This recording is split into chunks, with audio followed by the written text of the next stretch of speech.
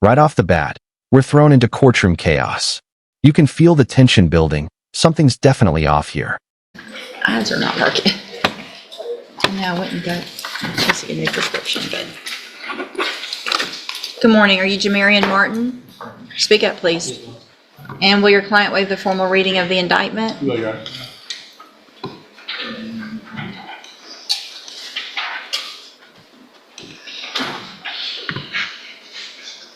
Mr. Martin, in cause number 25, DCCR 0196, you're charged with this. Pleading guilty isn't just saying yes. He's giving up the right to a trial, and the judge has to make sure he really understands the consequences. How many people truly grasp this in the moment? State jail felony offense of burglary of a building, and that's from October 3rd of 2024. And how do you plead to that charge? Are you pleading guilty freely and voluntarily? Are you pleading guilty freely and voluntarily? Do you understand what's going on? I do. You do? Huh? I said I do. That's all. All right, so are you entering your plea freely and voluntarily? Did anybody make you plead guilty? No? I can't, I huh? said okay, freely volunteer. He said freely and voluntarily. Okay. Has there been any issues, Mr. Parker? There hadn't been, Judge. No. Mr. Martin, if I test you this morning, you can have something in your system? The judge is probing for substance use because it can directly affect bond, sentencing, and probation. It's also a subtle power move, forcing honesty under pressure.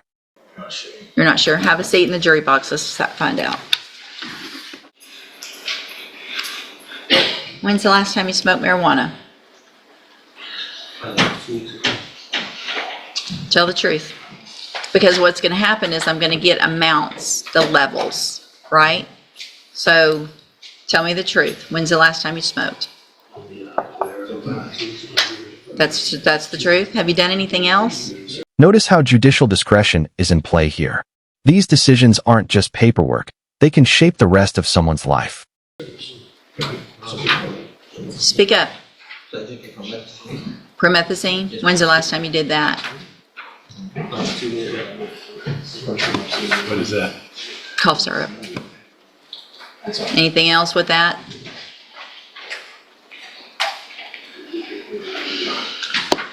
Judges, obviously, up to the court's discretion, but we're definitely going to reserve the right to dismiss the ISF, properly substance abuse track.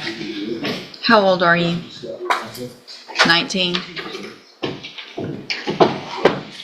All right, so I guess what I would rather do, I want to go ahead and get the process going if he's got a plea agreement.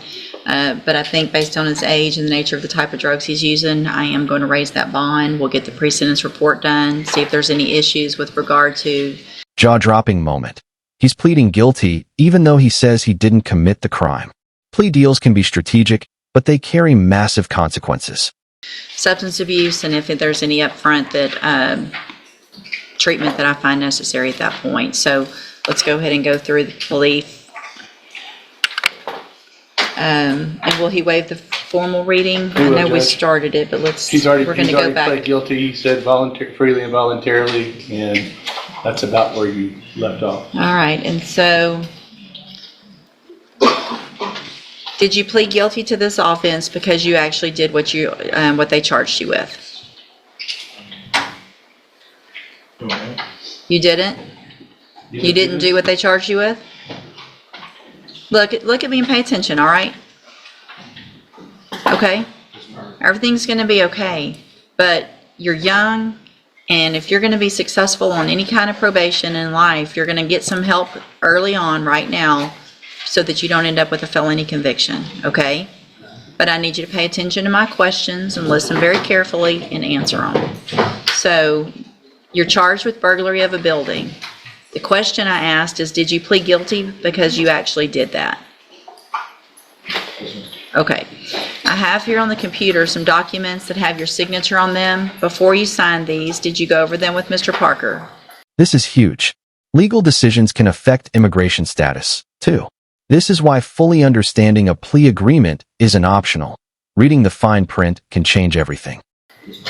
Do you fully understand them? Just pay attention to me right now. Do you understand the papers that you signed on the computer? And do you understand if I follow the agreement that you made with the district attorney, that you will be waiving or giving up any right to appeal? So if I go along with this agreement, you can't change your mind later. Do you understand?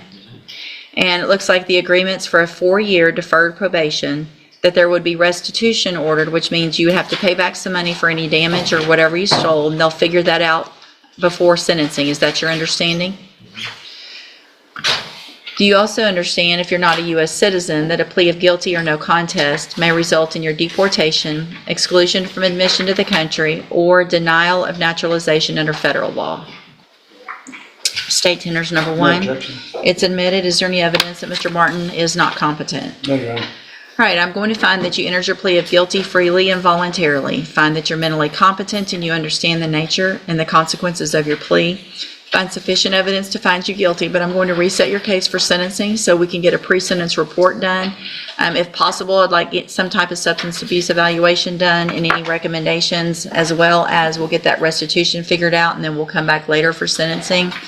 Based on the nature of the plea, based on your age, and the fact that you tested positive for THC and admitted to using promethazine, I am going to raise your bond in your case to $100,000.